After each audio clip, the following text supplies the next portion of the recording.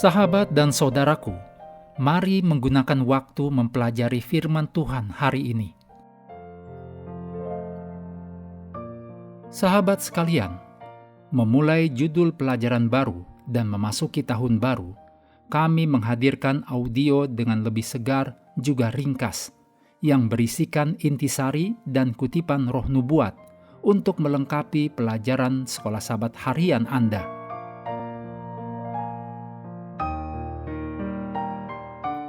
Jumat 2 Januari.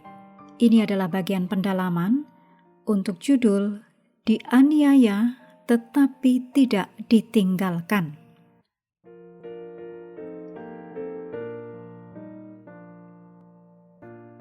Kita mulai dengan doa singkat yang didasarkan dari Roma 12 ayat 12. Bersukacitalah dalam pengharapan, sabarlah dalam kesesakan, dan bertekunlah dalam doa. Amin.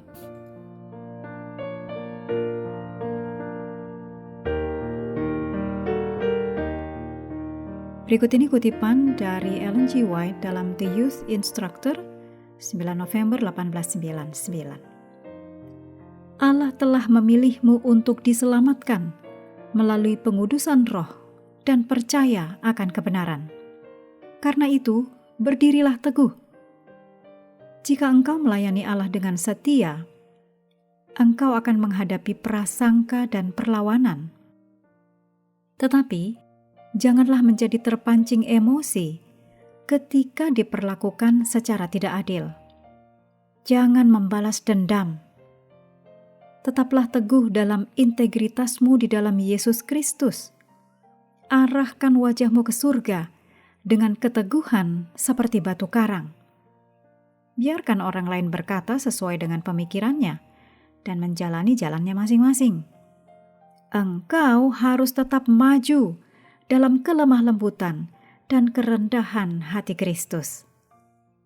Lakukanlah pekerjaanmu dengan tujuan yang teguh, dengan kemurnian jiwa, dengan seluruh tenaga dan kekuatanmu, sambil mengandalkan Allah.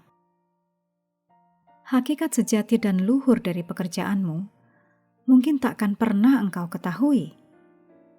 Nilai dirimu hanya dapat diukur oleh kehidupan Yesus yang telah diberikan untuk menyelamatkanmu. Bagi setiap jiwa yang bertumbuh di dalam Kristus, akan ada saat-saat perjuangan yang sungguh-sungguh dan berlangsung lama. Karena kuasa kegelapan bertekad untuk menghalangi kemajuanmu.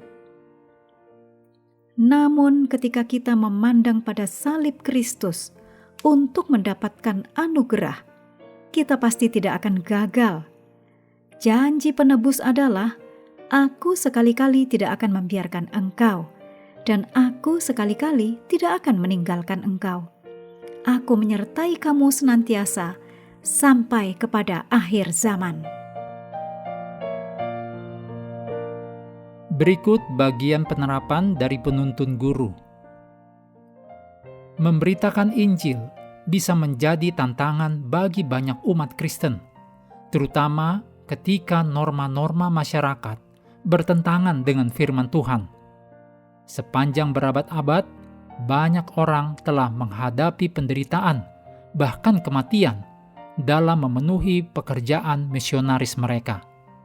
Ini benar terjadi pada masa-masa awal misi Kristen, dan tidak akan berbeda pada akhirnya. Ditulis dalam Wahyu 14 ayat 13. Saat kita melanjutkan pekerjaan misionaris dan menanggung penderitaan yang menyertainya, hanya ada satu kekuatan yang dapat menopang kita, yaitu kasih Kristus. Sebagian besar umat Kristen menyadari risiko dalam mengikuti Kristus, tetapi kita juga harus memahami pentingnya memenuhi perintah agung. Pergilah dan jadikanlah semua bangsa muridku. Ditulis dalam Matius 28 ayat 19. Tugas ini berat, tetapi kita percaya pada bimbingan Tuhan di setiap langkahnya. Meskipun dapat mengancam jiwa dalam berbagai bentuk, tugas ini membuahkan hasil. Yesus berkata di dalam Wahyu 2 ayat 10, "Hendaklah engkau setia sampai mati, dan aku akan mengaruniakan kepadamu mahkota kehidupan." Dalam pekerjaan misionarisnya, Paulus menggunakan berbagai strategi untuk memastikan efektivitasnya. Yang pertama, ia memilih kota-kota penting sebagai pos pendukung agar ia dapat lebih mudah menyebarkan pekabaran Injil. Yang kedua, ia menginvestasikan waktu untuk melatih orang lain. Yang ketiga, ia memprioritaskan menjangkau orang-orang terdekatnya terlebih dahulu.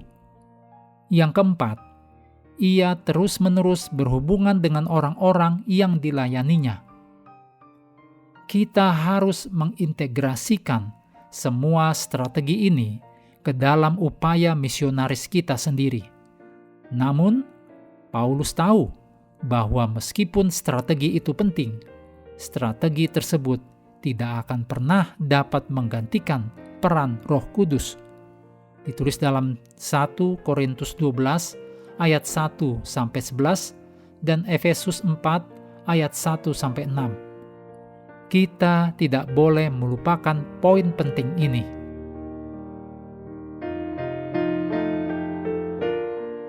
Menutup pelajaran hari ini, segala pujian kita naikkan hanya kepada Tuhan yang telah memberikan Roh Kudus untuk menyertai dan mengajari kita firman kebenaran.